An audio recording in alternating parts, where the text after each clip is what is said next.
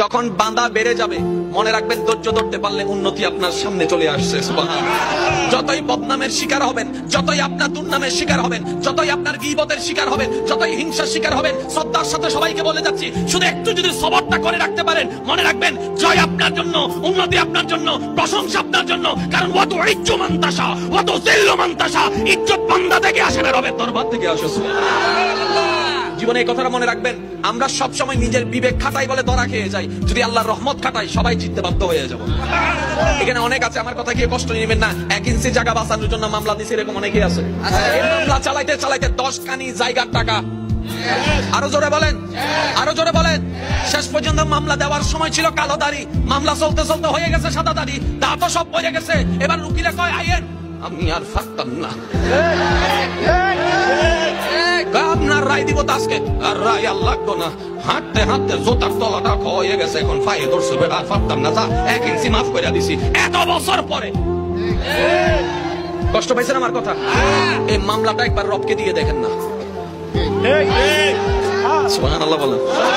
আমি প্রায় সময় একটা কথা বলি, আমরা এমন রবের বান্দা যার কাছে কোনো কমতি, আমরা এমন রবের বান্দা যিনি দিতে কিপটামিও করে, তো পাই না কেন? নেওয়ার মতো নিতেও জানি না, চাওয়ার মতো চাই। অনেক সময় ভাতে চুল পান না, আবার অনেক সময় লবণ কম হয় না, তখন যে সেটটা দেখান এটা নিষেধ, দেখানো যাবে না। কেন জানেন? নবী রাহমাতুল লিল আলামিন ওনার খাবার খেলে যদি মজা না লাগতেন, রাগ দেখাতেন না, শুধু বলতেন আপনি একটু খেয়ে দেখেন। নবীর সুন্নত। এবার বলেন, লবণ কি উনি ইচ্ছা করে কম দিয়েছেন নাকি ভুলে? চুল কি ইচ্ছা করে দিয়েছেন না ভুলে? ভুলের ক্ষমতা আল্লাহ করে, আপনি আমি কে না করার? খাবারের আদবটা কি, খাবারের চুল পেয়েছেন, ময়লা পেয়েছেন, কেউ না দেখে মতো আস্তে করে সরাই ফেলবেন, বুঝতেও দিবেন না। কারণ আপনার বউটা শুধু আপনার বউ নয়, আপনার রবের বান্দা। আপনি শুনলে অবাক হয়ে যাবেন, স্বামী স্ত্রী যখন একজন আরেকজনের দিকে তাকায় মুস্কি মুস্কি হাসে, জান্নাতের ফেরেশতারা স্বামী স্ত্রীর দিকে তাকায় মুস্কি মুস্কি হাসতে। আপনি যতই ব্যস্ত থাকেন, আমার একটা অনুরোধ, পরিবারের কর্তা যারা আছেন, ব্যস্ততা ছিল, আছে, থাকবে, ব্যবসা চাকরি ছিল, আছে, থাকবে, কিন্তু আপনি পরিবারকে সমস্ত ব্যস্ততার ভিতরে একটু সময় দেওয়ার চেষ্টা করবেন, আপনার ওয়াইফকে একটু সময় দেওয়ার চেষ্টা করবেন, আপনার সন্তানদেরকে একটু সময় দেওয়ার চেষ্টা করবেন, আপনার মা বাবাকে একটু সময় দেওয়ার চেষ্টা করবেন, ওনাদের পাশে একটু বসবেন। বেশি কিছু না, আপনি আপনার ওয়াইফকে যদি ঘর থেকে বের হওয়ার সময় মাঝে মাঝে একটু মাথায় হাত বুলাই দেন, সারা দিনের কষ্ট এক নিমেষেই ভুলে যাবে। আপনি যদি হাজার ব্যস্ততার ভিতরে আপনার মা বাবাকে শুধু একটু পাশে বসে মায়ের হাতটা ধরে বলেন, মা আমি আছি, তুমি টেনশন করিও না, আল্লাহর রহমতে সব ঠিক হয়ে যাবে।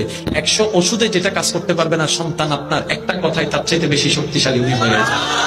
আপনি যদি বাবাকে একটু হাত একটু জড়াই ধরে বলেন, বাবা চিন্তা করিও না, তুমি শুধু দোয়া করে যাও, আপনি শুধু দোয়া করে যান, বাকিটা আল্লাহর রহমত আমি দেখতে পাচ্ছি, আপনার বাবার শক্তি আরো 1000 গুণ বেশি ফেরত আসবে। সেটা 1 মিনিটে যেটা করতে পারবেন আপনি, সেটা অনেক জনে অনেক ওষুধে 1000 টাকা দিয়েও সেটা সম্ভব না।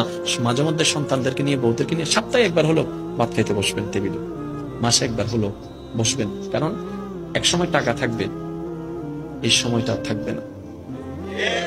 দুনিয়ার ব্যস্ততায় সব হবে, কিন্তু একটা সময় আপনার ওয়াইফের সে মন মানসিকতা থাকবে না, বাচ্চাগুলা বড় হয়ে যাবে, খেলাধুলা করার সময় থাকবে না। সেজন্য নবী রাহমাতুল লিল আলামিন বলেছেন, তুমি তোমার ঘরের জন্য যা ব্যয় করো সেটাও আল্লাহর কাছে সওয়াবে লেখা হয়ে যাবে। মুসা আলাইহিস সালাম ফেরাউনের সামনে যেয়ে দাঁড়ালেন। ফেরাউনের জাদুকররা বিশাল বড় বড় বাঘ বানালো, সিংহ বানালো, সাপ বানালো। মুসা আলাইহিস সালাম দেখে ভড়কে গেলেন, ভয় পেয়ে গেলেন। আল্লাহ বললেন, মুসা ভয় নাই, তোমার লাঠিটা খালি ফেলো। কি ফেলো? মুসা আলাইহিস সালামকে একটা লাঠি দিছে কে? লাঠি ফেলার সাথে সাথে মুহূর্তের মধ্যে হাইয়াতান তাসা, বিশাল এক অজগর সাপ। এই বিশাল অজগর সাপ ফেরাউনের জাদুকরদের বানানো সব ভাগ, ভাল্লুক, সিংহ আর সাপগুলো রেখে বিশাল ফানা ধরে আছে। আর সাপ বলতে শুরু করে, যার কি আছে নিয়ে আয়। সুবহানাল্লাহ কইতে পারলেন না? এই দৃশ্য দেখার সাথে সাথে ফেরাউনের রাজপ্রাসাদের সামনে যতগুলো জাদুকর ছিল, কোরআন বলে ফাউলকিয়াস সাহারাতু সাজিদিন। এই দৃশ্য দেখা মাত্রই ফেরাউনের নিয়ে আসা বড় বড় জাদুকর গুলো মুসা আলাইহিস সালামের সামনে দাঁড়িয়ে আল্লাহর জন্য সেজদায় লুটিয়ে পড়েছে।